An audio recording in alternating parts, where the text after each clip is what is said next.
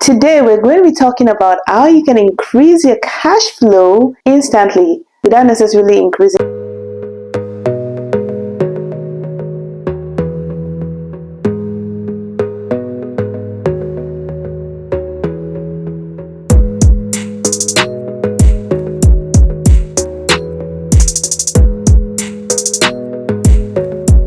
Monofi. Welcome back to my YouTube channel where I talk about finance, personal development, lifestyle, and everything else in between. Today, we're going to be talking about how you can increase your cash flow instantly without necessarily increasing your income. Who is excited about that? Truth is, there are actually two major ways to increase your cash flow. Either you increase your income, and we'll know about that today, or you reduce your spending. Yeah, because you may actually not have a money-making problem. And the real culprit could be money management, how you're managing the money you're currently earning. If you're a high income earner and you're also a heavy spender, the combination for both is disaster. You would still end up broke from month to month. It's not really about how much money you make, but how much money you keep and how you're able to multiply that money so that you can make more of its kind. Without further ado, let's get to work and dig out all those money leaks in your finances and plug them so that we can have more money in your pocket, and then you can now refocus and repurpose them to your savings and investments. So we're going to be plugging about 10 money leaks in your finances, and as a result, increase your cash flow instantly. The first on our list is cancel all unnecessary and rarely used subscriptions. Some of us are good. We're so good at subscribing to any and everything. We have YouTube Premium, we have Amazon Prime, we have Netflix, we have this, we have that. If we actually look at it, we're not using all those subscriptions. So you want to take a moment to actually review all the services and products that you're currently subscribed to and see the ones that you've not used for like 3 months. Yeah, those ones are probably no longer serving you, or they're not that important. So why don't you cancel it rather than sending them dollars on a monthly basis without necessarily using the service?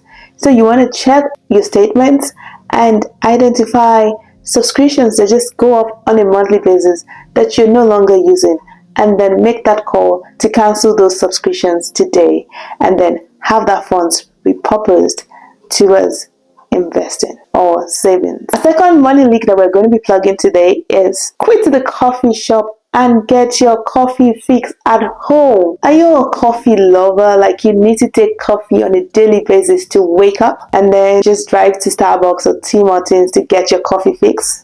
Spending $3, $4, $5 on a daily basis on coffee actually adds up to quite a lot of money. Since you know that you love coffee, it helps you to wake up.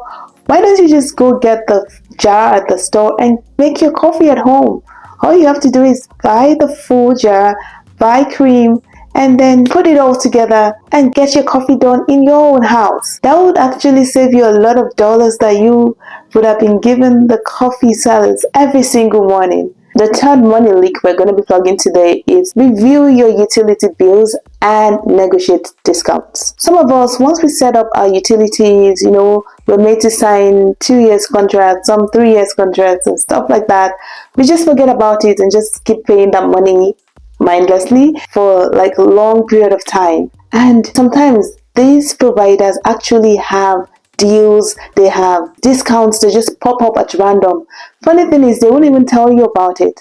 So you need to actually take time to review your utility bills from time to time to see if there are new discounts, if there are some ways that you can save, and then negotiate discounts.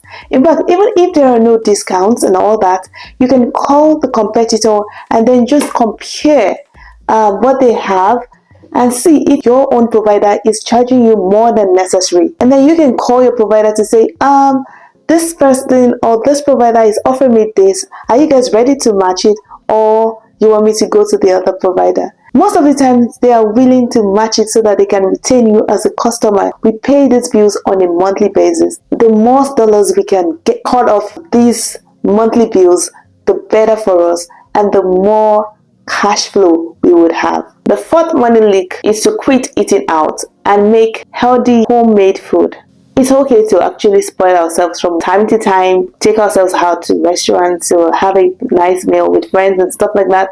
But that should not be a daily affair. Let's try to cook our food at home. Homemade food is cheaper and healthier. That way would reduce the amount of money we spend and have more money in our pocket to actually go towards other useful things like building our emergency funds or investing and saving for the future. The fifth money leak that we'll be plugging today is for you to actually reevaluate your home and auto insurance. Almost everybody has auto insurance and some people have home insurance, and it's the same. The moment we set it up, some of us just forget about it. If you have been a safe driver for several years or you've not made any claim on your home insurance, you may be eligible for some no claims discounts. Call your provider up and say, you know what, I've been a good driver for like 3 years, 5 years. I am entitled to a no claims discount. You can actually get them to take some dollars off how much you're paying on a monthly basis. Same goes for home insurance as well. Still on the case of auto insurance, another way to actually increase your cash flow is by negotiating a higher deductible. So deductible means it's the amount of money that you agree to pay in the event of any claim. So if you have auto insurance and you actually have a deductible of $1,000, it means that if your car gets into an accident and the claim is say $5,000, for example, to get your car back in shape or to fix it, if your deductible is $1,000, it means you will be paying the first $1,000 and then the insurance company will pay the remaining $4,000. Now, if you're a safe driver or you rarely go out like me, I'm always home. The only time I really get to go out is for school run or grocery shopping, and then the few times I just get to chill with friends. I don't drive often, and I'm also a very careful driver. Most of the time, the car is just sitting in the garage. In that case, it makes a lot of sense for you to actually negotiate a higher deductible and say, okay, if my car gets into an accident, I will be willing to pay this much. That deductible actually helps you to reduce your monthly cost. And this reduction could be significant depending on how much deductible you're willing to pay. So that is also a very good way to reduce your auto insurance cost and to have more money in your pocket.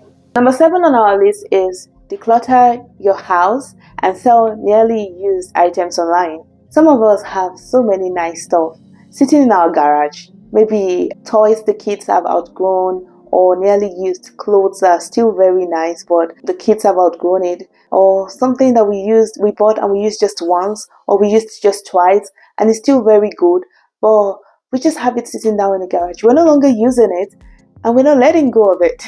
It would be cool to actually declutter all those nice, nearly used items and just sell them online. Sometimes if you walk around your neighborhood, you see people doing garage sale and then bringing out lots of nice stuff and selling it to those who need it. That's what they're doing, they're decluttering. And that's a way to actually get money instantly. Right, so if you have lots of cool stuff, lots of nice stuff that you're not using anymore, please go and sell this stuff online. Go and sell this stuff online and have more money come into your pocket. And then, of course, it will even help you to create more space. And if you don't want to deal with online, maybe because of shipping and all that, you can sell it via Facebook Marketplace. People in your neighborhood, to people around you that will just come and grab those things. Or you can also do a garage sale like I mentioned earlier. Look around. If you have so many things lying around that you're no longer using, come on, just sell them online and turn it into money. Number 8 on our list is quit paying bank fees, guys. Most of the big banks, especially the big 5, charge bank fees just for you having an account with them. You pay them monthly for having a bank account with them. But you know, there are so many online banks that actually are free of fees, like no fees online banks. Example of those online banks are Neo Financial, Tangerine, Simply. These banks can do everything in terms of transactions that the normal big 5s can do, and they do not charge you any monthly fees. So those $15, $16, $20 that you pay on a monthly basis as fees to your bank for keeping your money with them, you can actually get rid of those and have that money doing something else, like buying little pieces of stocks here and there that has the potential to grow and multiply and turn into a lot of money later in future. So quit paying banking fees, switch to a no-fee bank today and save that money. Number 9 on our list is cancel paid memberships that are no longer useful to you. Some of us join groups for community, for support. Maybe we're learning a skill, or we're doing something, or we're part of a coaching program, and they have like groups where people can ask questions, get support, build community, connect, network. Some of these groups have paid memberships where you pay on a monthly basis.